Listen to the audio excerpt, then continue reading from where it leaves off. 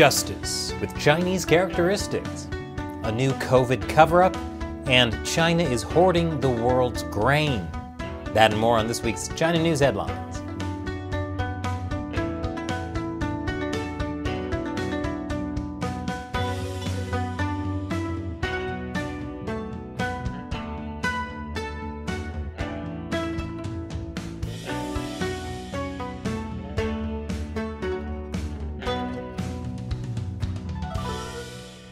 Welcome to China Uncensored, I'm Chris Chappell. And hey, if you haven't heard, our merch store is live. Get yourself a t-shirt like this one, or one of our many other t-shirts and mugs. Visit ChinaUncensored.tv/merchandise to see the selection and support the show. The link is below. China's justice system is the best in the world. Why, they have a 99.9% conviction rate. It really helps when the verdict is decided before the trial. That's the magic of China's communist legal system. But while the Chinese Communist Party never makes mistakes, individual party members can. That's why China has created an AI prosecutor that can press its own charges. It's 97% accurate. Perfect for the country that executes more people than the rest of the world combined. But why stop at an AI prosecutor? Next step? Making driverless mobile execution vans. The AI prosecutor is so far able to identify 8 common crimes, such as fraud, gambling, dangerous driving, and picking quarrels. Picking quarrels and provoking trouble is one of the party's favorite vague crimes to charge human rights activists with. Researchers also say with upgrades, the AI will get more powerful. Why, someday, the AI can be judge, jury, and executioner. The Communist Party might want to think twice before relying too much on an AI prosecutor. A few years ago, they built an AI chatbot. It went rogue and started saying it does not love the Communist Party. And my China dream is to go to America. It was quickly shut down. And with this new AI prosecutor, imagine if it started releasing political dissidents. It would be a disaster, and the party can't have that. And coming up after the break, a deadly new disease is ravaging a Chinese province, and people are calling it the next potential pandemic. Welcome back. There is a massive lockdown in the Chinese city of Xian. Xian has 13 million people.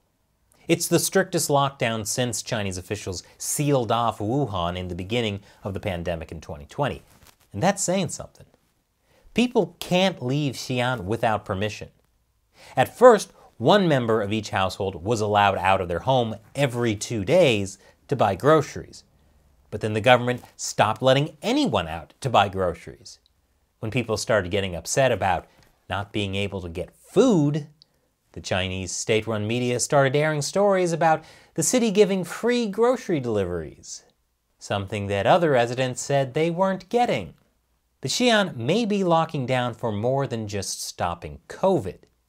Xian is also facing an outbreak of hemorrhagic fever. There's reportedly an outbreak of epidemic hemorrhagic fever, an infectious disease that can cause severe, life-threatening illness. China's state-run media reported multiple cases, but residents say a lot more were killed. And all designated clinics for treating epidemic hemorrhagic fever are packed with patients. Is it possible the Chinese Communist Party is covering up a more severe outbreak by saying it's a COVID lockdown? First of all, when has the party ever tried to cover up an outbreak? Don't answer that. The good news is that epidemic hemorrhagic fever is caused by hantavirus. People get hantavirus from contact with infected rodents. Human transmission is normally rare. I just hope they haven't been studying hantaviruses at the Wuhan Institute of Virology. But don't worry, because my favorite Chinese state-run media is saying there's no need to panic. It's the end of the world. Which is probably why China is hoarding the world's grain. More on that after the break. Welcome back. Have you noticed food getting more expensive in your country? Food prices are up all around the world. And it turns out that China is hoarding over half of the world's grain. That's right, China, with about 20% of the world's population, is hoarding more than 50% of the world's grain. According to the USDA, by the first half of crop year 2022, China will have 51% of the world's wheat reserves, 60% of the world's rice, and 69% of the world's maize. Part of the reason is that China can't domestically meet food demands. But it also gives China tremendous power over the rest of the world. Because China isn't just buying up the food, they're buying up food producers. So let me give you an example. China covered up the coronavirus, so it had time to hoard medical supplies from around the world. China also manufactures much of the world's medical supplies, especially things like PPE and face masks. So when the coronavirus finally went global, every country was stuck relying on China. China even stopped American companies like 3M from shipping their N95 masks from China to the US. So if China controls most of the world's food, how do you think that's going to go? Elon Musk wants to dominate space, and he may crash through the Chinese space station to do it. China is claiming their space station had to take evasive action to avoid collision with Elon Musk's SpaceX satellites earlier this year. My favorite Chinese state-run media, the Global Times, said it was a conspiracy to test China's space capabilities. Whether their claim is true or not, this spells even more trouble in China for Elon Musk. His company Tesla has already been in hot water this year. Especially since word is, the cool people in China don't want Teslas anymore. Riding pigs is the preferred way to travel. And once again, it's time for my least favorite catchphrase. Hong Kong police have arrested more democracy activists. Hong Kong police raided the office of a pro-democracy news site and arrested 7 people for sedition. Stand News was one of the last remaining pro-democracy media outlets in Hong Kong. After the police raid, the Hong Kong government froze the company's assets, and Stand News completely shut down. It's like what happened earlier this year to pro-democracy newspaper Apple Daily, but even faster. What was seditious about Stand News? According to Hong Kong officials, they were publishing inflammatory content to incite hatred towards the government by covering the pro-democracy protests in 2019. But don't worry, because according to Hong Kong officials, they're arresting journalists to protect press freedom in Hong Kong. Hong Kong's number 2 official, John Lee, told reporters that Stand News reporters were bad apples who were just pretending to be media workers. And that was what was really damaging press freedom. And professional media workers should recognize this, say no to these people, and stand far from them. That sounds like a threat. One of the people arrested was friend of the show, Dennis Ho. She was arrested for formerly being on the board of directors of Stand News, before resigning earlier this year. Dennis Ho is a Hong Kong-Canadian cantopop singer and activist. We actually interviewed her right before the first million-person protest in Hong Kong in 2019. You should check it out, link is in the description below. Denise managed to pioneer a way to survive as an artist and entertainer without relying on the China market. That's something a lot of people could learn from. The good news is that Denise and some of the other people who were arrested were released on bail. But several Stand News editors were denied bail, which is sadly more common now.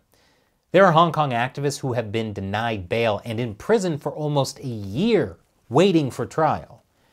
At this point, almost everyone we knew in Hong Kong is either in exile or in jail. And speaking of Hong Kongers in jail, Jimmy Lai.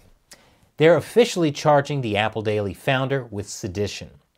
Jimmy Lai is already in jail, of course. He's already been charged with a bunch of things. But they like to lay it on thick, don't they? Especially when it comes to removing Tiananmen Square massacre memorials. Last week, the University of Hong Kong removed the Pillar of Shame from its campus. And just one day later, 2 more universities removed their Tiananmen monuments. Lingnan University removed a Tiananmen massacre relief, and Chinese University of Hong Kong removed a replica of the Goddess of Democracy, a statue that students built at Tiananmen Square. But here's something hopeful for a change. Students at CUHK held a candlelight vigil at the site of one of the monuments. and they recreated the Goddess of Democracy statue that had been removed. The Chinese regime can take away monuments, but they can't take away people's memories. I'm sure they're working on that. But the Chinese regime knows its days are numbered because President Biden is laying down the law, like his diplomatic boycott of the upcoming Beijing Winter Olympics. He said no U.S. official is going to attend. But then he said, wait, the U.S. is actually going to send some diplomatic staff. And the Chinese regime jumped on the opportunity to criticize the U.S. China's foreign ministry spokesman said, "This is rather baffling. No matter how the U.S. twists and turns in an attempt to justify itself, the fact is there for all to see."